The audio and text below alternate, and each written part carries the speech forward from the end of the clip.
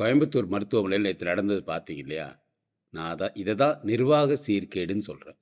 திமுக அரசு குடும்ப கட்சி ஆனதிலிருந்து அவங்களுக்கு நிர்வாக சீர்கேடு இருக்கு. அந்த கட்சியில இருக்கிற மத்த சின்ன கட்சிகள், கம்யூனிஸ்ட் ஆனாலும் பரவால்ல, திருமாவளவன் ஆனாலும் பரவால்ல, வைகோ இருந்தாலும் பரவால்ல, அவங்க அந்த கட்சிய விட்டு பிரிஞ்சு வர காலகட்டம் ஆச்சு. ஏன்னா, நிர்வாகமே அவங்களுக்கு பண்ண தெரியாது. அவங்க சும்மா கூப்ட்டு அவங்களுக்கு வந்து உனக்கு என்ன வேணும்? உனக்கு 10% வேணும், 20% வேணும் கமிஷன் பேசுறதுக்கு தான் நம்மளோட ஐஏஎஸ் ஆஃபீசர் முதற்கொண்டு ஐபிஎஸ் ஆஃபீசர் எல்லா நிர்வாகத்தில இருக்கவங்க எல்லாரையும் வச்சிருக்கிறாங்க. எவனுக்குமே வந்து ஒரு நிர்வாகம் நல்லா பண்றவன மேல கொண்டுரணுங்கிற சிந்தனையே இருக்காது.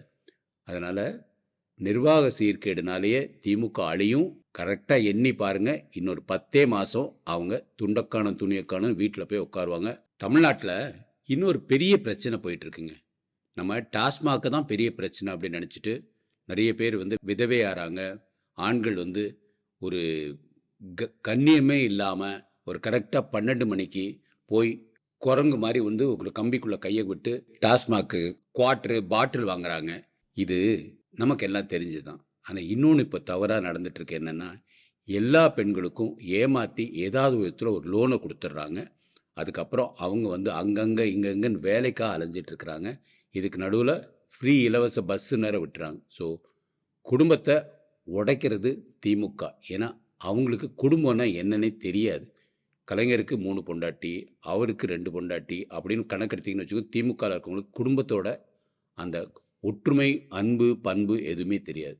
கடனால பெண்கள் ஏமாந்து போறாங்க. குடும்பம் உடைஞ்சு போது. குழந்தைகள் போதைக்கு அடிமையாறாங்க. இத மாத்தணுங்க. பெண்கள எப்பவுமே கடன் வாங்க வைக்கக்கூடாது. தொழிலுக்காக கடன் வாங்கலாம். வீட்டு ஃபீஸ் கட்டுறதுக்கு, கணவனோட வருமானம் கம்மியா இருக்கிறதுக்காக, வீட்டு செலவுக்காக கடன் வாங்குறது மிக மிக தவறு. திமுக அரசு அத மத்திய அரசு திட்டத்த தவறா பயன்படுத்திட்டு இருக்கிறாங்க. வட்டியும் ஏராளமா இருக்கு. பெண்கள் மேம்பாடு ரொம்ப முக்கியம். திமுகவ அகற்றினா, ஜெயலலிதா அம்மா எப்படி வந்து தமிழ்நாட்டை நிர்வாகம் பண்ணிட்டு இருந்தாங்களோ, அது மாரி எடப்பாடி அண்ணன் தலைமையில தமிழ்நாடு கொஞ்சம் சிறப்பாகுங்கிறது என்னோட கருத்து.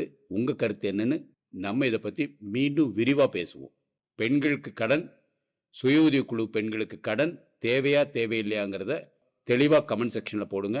என் பேர் டாக்டர் ராஜசேகர், மக்களின் நண்பன். 2026ல திமுக அகற்றுறது ஒண்ணு தான் இந்த சேனலோட முக்கிய நோக்கம். வாழ்க பாரதம், வளர்க தமிழகம்.